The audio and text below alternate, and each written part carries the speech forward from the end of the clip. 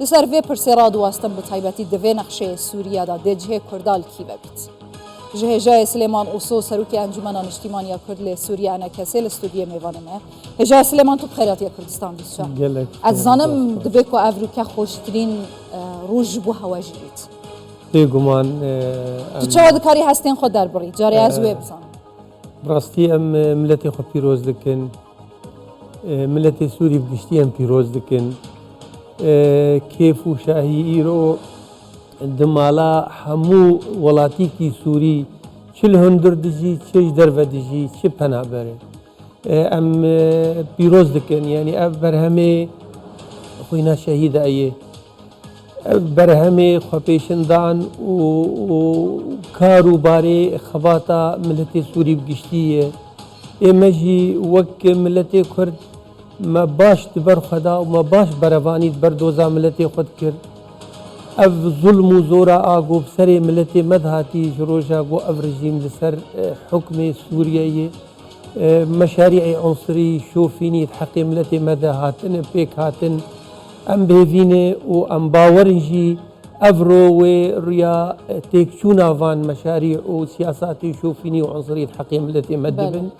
ام بهفينه جو ام وك ملت سوري بقشتي دستي خود دستي افدو خينجبو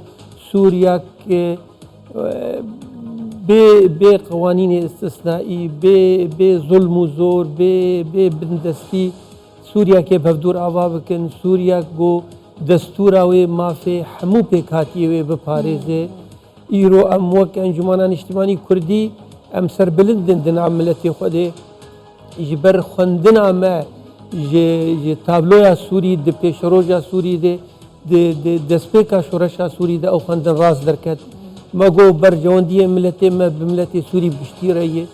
برجونديه ملتي ما نبرجيمك دكتاتور ري و شغا جو دسبيكا شورشه د رژیم شاندو حرکت سیاسی کردی خستن ما ببن شامی ما گو ام دستی خو ناخن دستی گو حیا ویده دستی وی کتی خوینا ملت سوری ام بهتر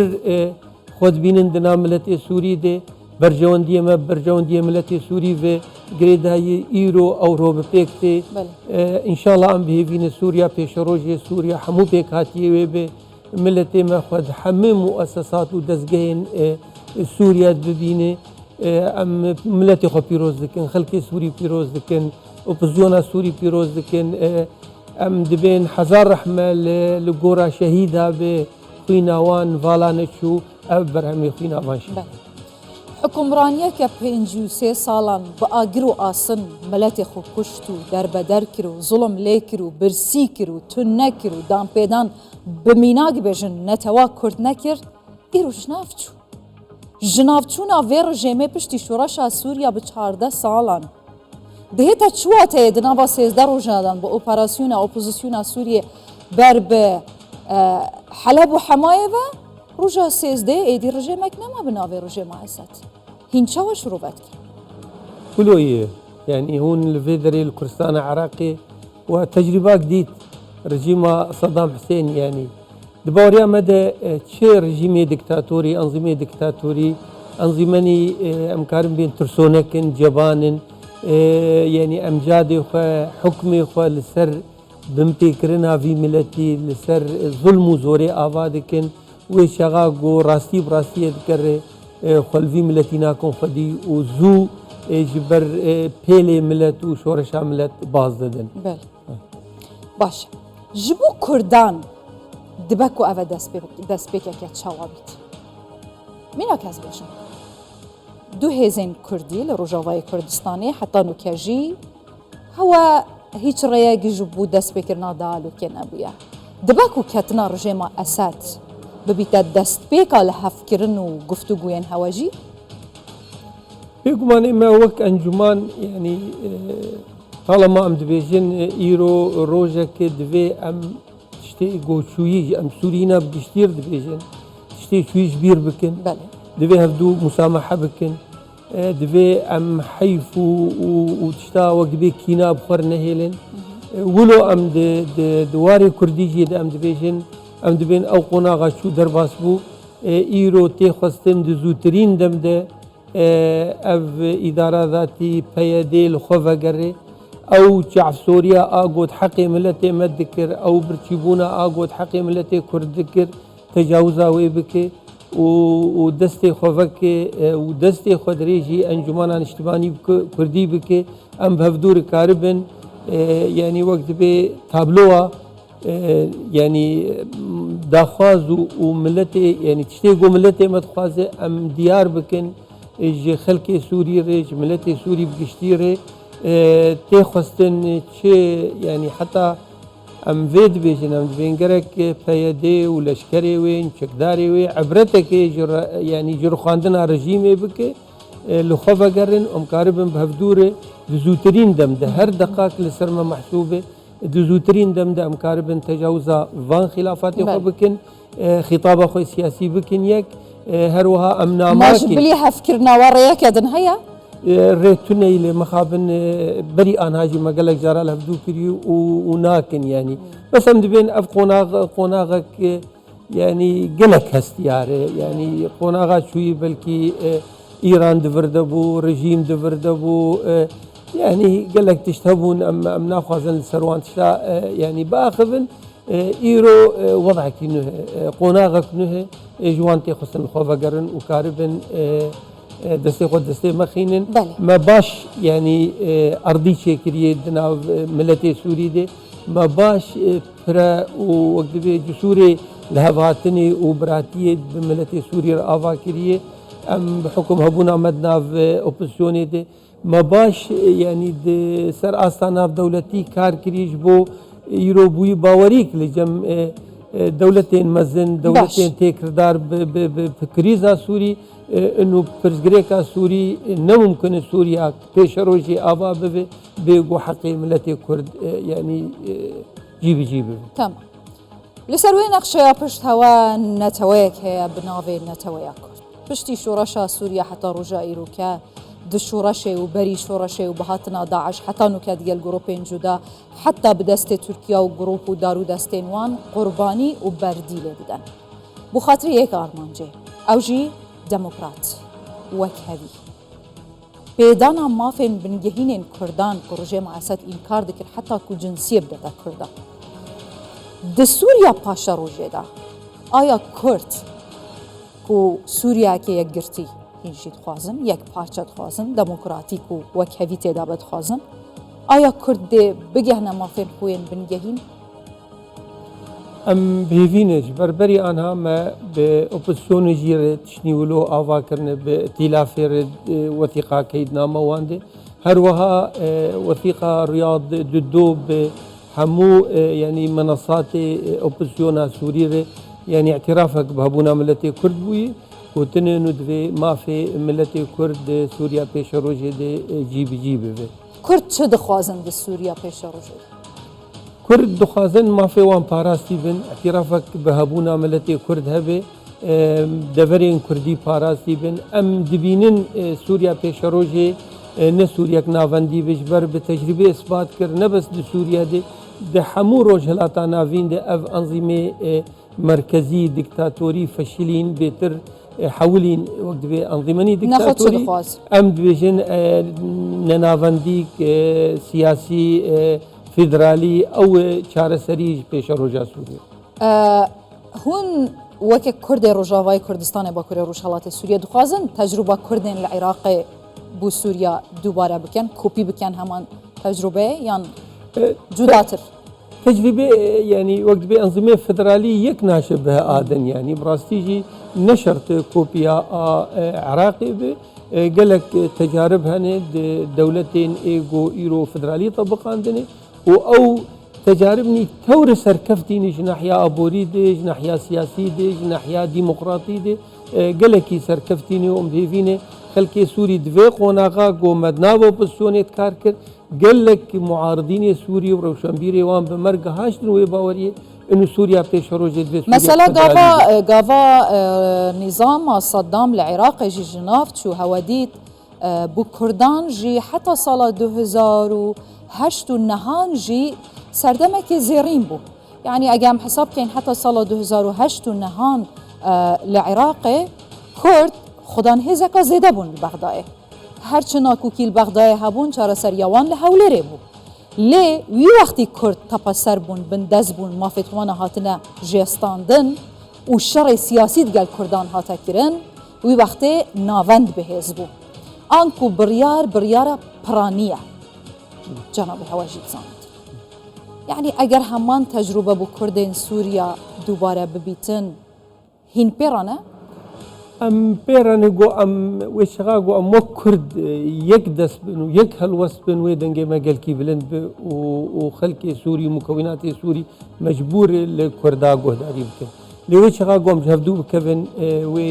يعني روشاما وين نقل كي باش بي يبروي كم بيشن ايرو بيوستيه قوم كاربن سر هفدو بنو دسته ما دسته هفدو دبي باشا ود باشروجا سوري ديجي دوي دسته ما دسته هفدو دبيش بو ما في ملتي ممسوكه يعني دوي ناف بريدا بتايبتي پشتی دست بکرنا اپراسیونا اپوزیسیون بو سر نافچین حکومتا آیا هیچ دانستاندنین هوا دگل آلی اپوزیسیون هبونه درباره نقشه سباروجا سوريا ام پرشاكن جو بسيونا سوري وهر ما او ركفتني قدنا مدهاتن ام ذكرن ما نرينا خداي خياني كرن بلكي دفي خالد اما نوك هفدود قد وان دقوت لا مركزيك اداري امامدي لا مركزيك سياسي يعني فيدرالي دفي قناغا قد 2013 حتى نيرو ايرو جا ما بفدور او ام ذكر قال لك روشنبير ومثقف وسياسية عرب أجيب مرقاشتم وباورية إنه سوريا بيشروجي يعني سوريا فدرالي برجوندية سوري ناقشة ببارس كواتهين سوريا كفدرالي دخازن آيا أو سوريا فدرالية كوهين جد خازن ممكنة لسر نقشة فدرالية كيف ردنا برا نتوا وهيزن جدا لسوريا يتشنبن أبخد دي تطبيقة يعني بيك آنينا شي وقت بي رجيمك أو شي نقشاك إلا يعصنجي دركبن يعني دباوريا مدوي شغاقو نوايا صادق بن إرادة لجمع من مكوناتها أو إرادة إنه مكاربن حفاظ لسر نقشة سوري بكن حفاظ لسر يكيتيا سوري بكن دفي أم بروجنا تقديم بكن بحيث إنه هريكي جي بيكاتيان سوري بحث انه حقيقه استنديه وشغا ايرو بحث انه ما في خو جي كريد هنديه سوريا ده تبر جونديه متفرشكرنا سوريا هجا اوسو جناب هواد زانيتن دنيا كجروبين تشك داري سوريا هي تش راستا وخوج لهن ولاتان و بهنا بكار اینان بو برجونديه وان كار بكن جي شورشي وحتى افروكا تش اولان دناف خويا سوريا ده آوابون برأياتا دنا برا فان لانان بشتي سقوطا أسات آیا ممکنه الشراكة دي نافخوي چه ببن؟ باوريا ملتي سوري بقشتي تعبي قلكي وستيا جي حمي يعني سر حمي أستا قلكي وستيا وقلكي تعبي ملتي سوري بقشتي يعني حتى أو شكدارين إيجو إيرو راشتين تفنجي وشاردكون وجارنا بمبيكرناتكن تفدج ولاتي خو پنا بربوني جي دبري خو پنا بربوني د باوریا مده يعني بگشتي همو پیکاتین سوري وستيانه ولچاره سري کې دګرن گو کاربن ولاتي خو پاريزن وګرن ملکو مالي خو وګرن ګندي خو ادبم او اراده الجم همو ملتي سوري وق تانها جنابته استعراض كر يعني اب فستيفال واحتفالات ايجو دحمي باجارو وګندي سوريا تكرن بوي إرادة مري كارب بهدور سوريا بيشروجي آباد يعني ممكن أو تجربة لعراق بشتي صلاة 2003 سرهلدانا قاعدة والنصرة والريب وبونا هاتنا داعش هاتا وكرن ممكن هرچنا بأن بحث داعش كين ديسا سرهل ندا وان آلوزيان يعني ناكوكيان نجهشتن برای کفتنا که بدرفت ببینه بو بهزبونه و گرتنا پارچه دنجا آخر سوريا اگر هي ادناف اپوزيسيون دا تشاو اف مجار هاتيا شروفا ونرخاندن او خا احتمال هرتم وارد يعني جبر بيك بلكي انا تدبيني يعني تحالفات دولي بسروكات يا امريكا دبي هين خطرها فقرا داعش هي جبر بيك بيوستيا هبونا ماد سوريا هي حتى جو ام بداوي كرنا داعش بيني يعني هر اف خطر هي يعني باوري امدي اف خطر وي كنجي ازاله بو شغاغو حكمكي يعني وقت به رواتشي به لغور برجون دي ملتي سوري بقشتي وتبدا دستي خد دستي هفدو خينين كاربن هيزك جيشك وطني سوري آوا بكن امکان تدا ها امکان تدا امکان هيزك نشتيمانية سوري بيغمان آوا امكاني هي ودفي بيشمرگين روج جزء جوي هيزا اغو ام دبيشن دفي آوا بسوريا بيشمر يعني هون جخت لسر وگرا پیشمرگی روش دکن دقونا غارا گهيزا سوريا دا انكو نخشين وي سوريا دا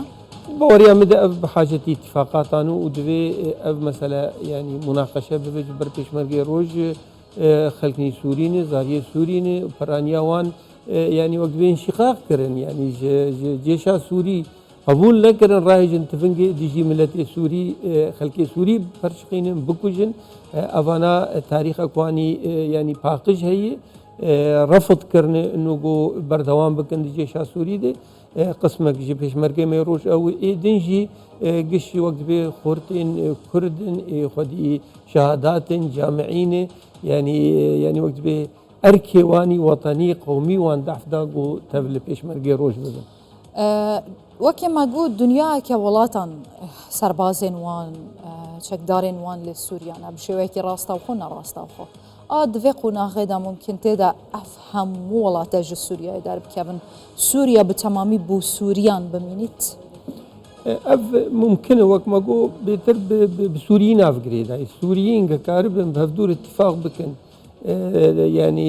وقت بيقونا غك فقوهيز دي كاربن دستورة كيدين كاربن انتخاباتني حر ديمقراطي شيكن ويش هاي بريار دوين بريارا سوريين جوان دولة عربي كرم كنج درفة ام بخا امي كاربن ادارة خو بكن بله اف ديمن كل سر شاشه ام دبينين او ديمن ينكو 53 ساله بلكي خلق چاواري باگرو آسن رژیم اسد برسوا خلقی خدا گهداریا وان نکر اعتراف به نکر حتی دان پیدان نکر کو داخوازین وان گهلی نگر چنه ملت پاش گه خستن جواکان آف دولتی هاتو هوار کر پابندی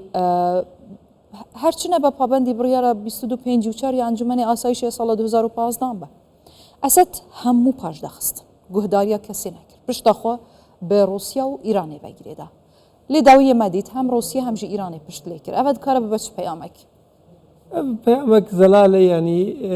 تجارة تقوت جي قوتا ملتي مرو خورتر تنيه ايغو ملتي ويل بشتاوي به وملتي ويل دوراوي به ويش الدنيا ودولتا قشا وقت به خورتر به براستي تجربة يعني اغو سوريا تير درباس بو اف حالا جو رژیما بشار الاسد تیر درباس بو دوی قوناغا داویه ده حتی بقى دوستی خو نکر بقى روسا جی نکر مصيري وي اف يعني تاليه بهزبونا مرج يعني وقت بيج بهزبونا ملتي مروي بقدر ما انه ملتي مل دورا مرو بيقولوا مرو خرتبه تجربه يعني اسد فيدش تجربه فان انظمه ديكتاتوري بري هاتن رخاندن فيدش وي تجربه نكر يعني جهبوا حتى وي ايران بميني ايروفا ايران ويد حدود ايران يتحصر بينما ايران او دستكي ايراني امي بين حماس رول تركيا دفقنا غيدادت شبيت باريا مدي ايرو دي وضع سوري دي يعني تقارب لاعب اقليمي وحيد تركيا وضع سوري دي يعني سوريا ويرو تركيا ويرو لك قال لك جرينج هذا وإيمجي بوي جرينج يا خو بوي حجم رولا خو تركيا ديري بدا كرد بقي هنا ما فيخو كرد بهزبن بوريا مد تركيا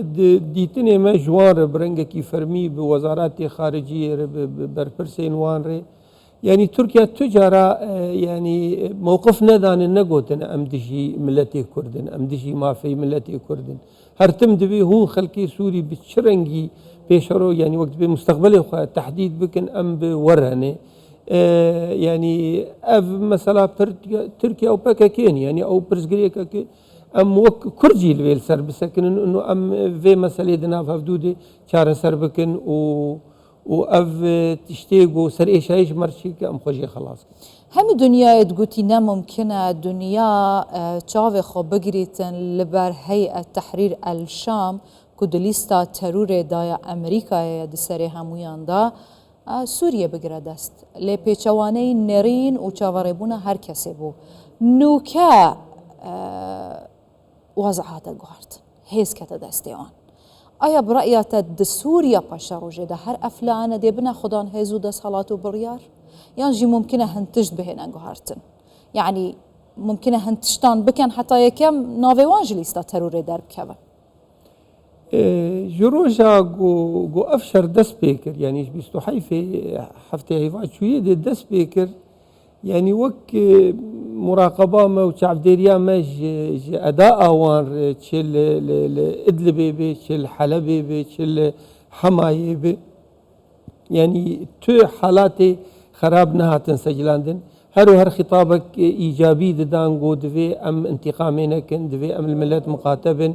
نهب وسلب شيء نبو دفي قوناغا شويدي حتى بلكي ودي يعني بجولان يردر كتقو ممكن ام نافي خوشي بقهرن يعني مثلا ما مثلا نافي يعني واف يعني مهمه جولاني بيهات كالفاندن او هي التحرير الشام بيهات كالفاندن باوريا مدن نجبر خواتي كالفاندن يعني دولة هرمي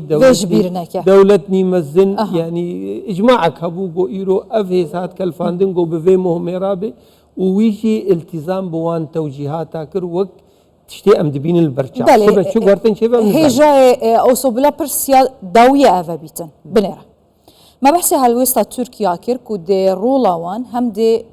بيجي وان قرار وان لسوريا دهاتي جيجالك بهيز وحجمه كي مازن باشا بنيرا هاكان فيدان وزير دروي تركيا تشغوتيا اخفتناوي افرو پشتی کتنا رژه معسات اخفتناوی بالکش دخوازم بالا خوب بدن سر بنگهش رو و هوا یا دماهی ور بگیرم چه دبیجیتن دبیجیتن ترکیا هیچ هماهنگی و گفتگوی معامله دگل حسد ناکت بکرتی بیجم دانستاندن دگل حسد نابن بتنی اگر خوب گورن بتنی اگر خوب گورن دهیتا چواته بو ترکیا بتني اگر خوب گوهرن یا حسد ده حساب و كتابة تركيا دا چيه؟ زلالة يعني تركيا دبي از بككي قبول ناكم حسد دبي اوجي في مسألة دي بميراني بيجي حتى جو حسد خج بككي خلصنا كيش بن هيمنا بككي درنخيني اعلانك وقت بي فك ارتباط نافوي فككيد يعني زحمت بقو تركيا قبول بك اف جانبك جانب دا انه هسدي اتفاقي بانجمنا اجتماعي كردير بك و ايرو هالوسطى كردي قش بفيك سبا امريكا اوروبا دولة قش بيجن انه اف اراده ملت كرد د سوريا دي نا اراده هسدي ولا قصدي ولا بيدي ايرو قناة هستيار براستيجي جوانتي خستن جو بمسؤولية لبرفي مسألة بسكنن قالك سباس هيجا سليمان اوسو سروكي انجمن اجتماعية كرد سوريا انا كسب خيراتي سر شبا سباس جوارجي